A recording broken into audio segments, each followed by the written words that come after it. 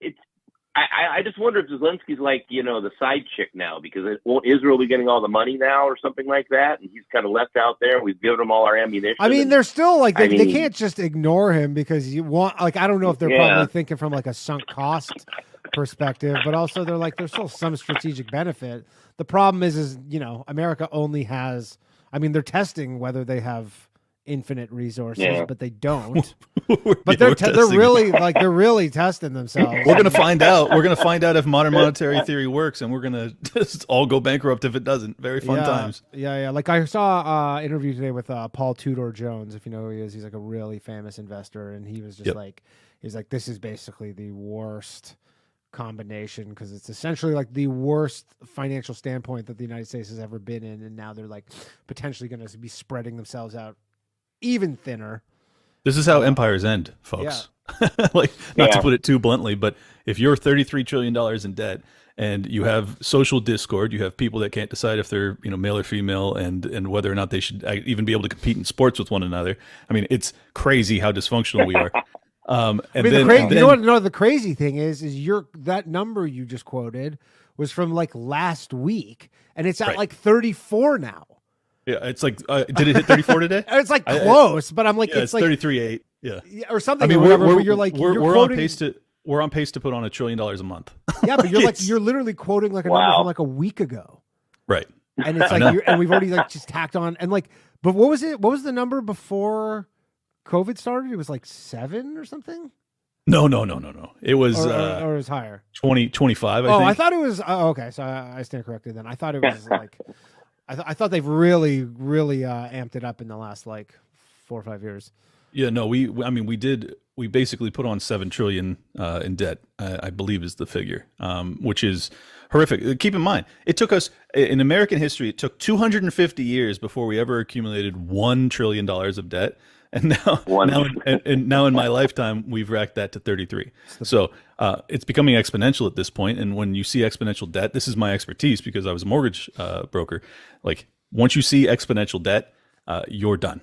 That's the end of the game. That's insolvency. That's bankruptcy. Or it's on the flip side, it's hyperinflation. So that's my gravest concern is that, obviously, if we're fortunate enough to avoid nuclear holocaust, well, we're definitely going to destroy our economy. The U.S. dollar reserve currency status is already in jeopardy because of our support of Ukraine with the BRICS alliance, rising up against the U.S. dollar. It's all crazy, man. Yeah. And do you actually, because I hear obviously the reserve currency thing brought up a lot, and I often am just like, but what currency will be the other,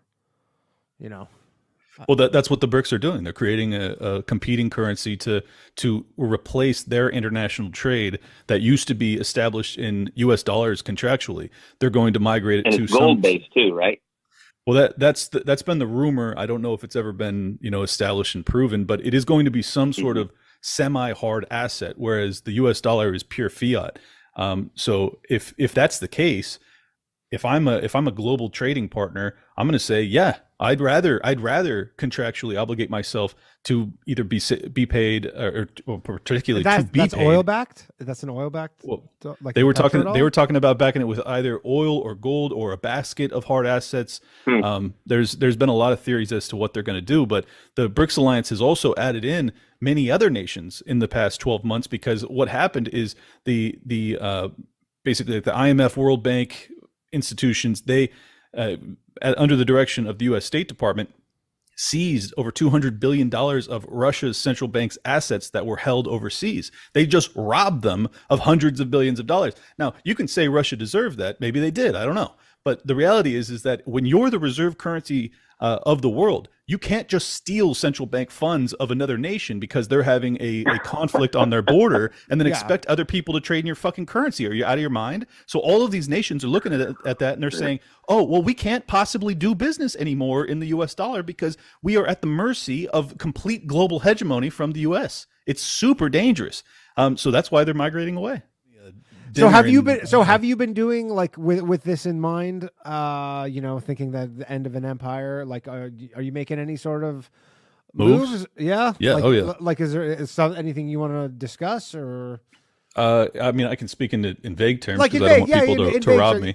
Yeah, exactly. I'm not like, Yeah, no, I'm a hard asset guy and a Bitcoin guy. Okay. I think that those are, there's a real argument to be had that Bitcoin is kind of an electronic gold or replacement for gold as the hard asset, the central banking asset.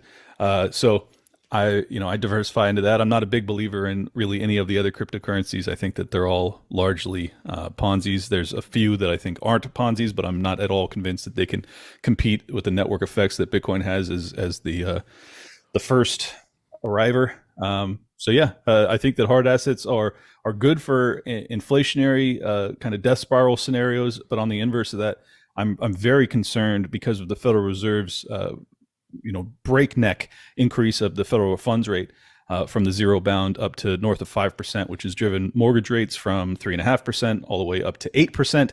That we could see a repeat of 0809 where there's a deflationary crisis, in which case the US dollar will be extraordinarily valuable and strong, and you would want to hold that. So I am diversified both ways.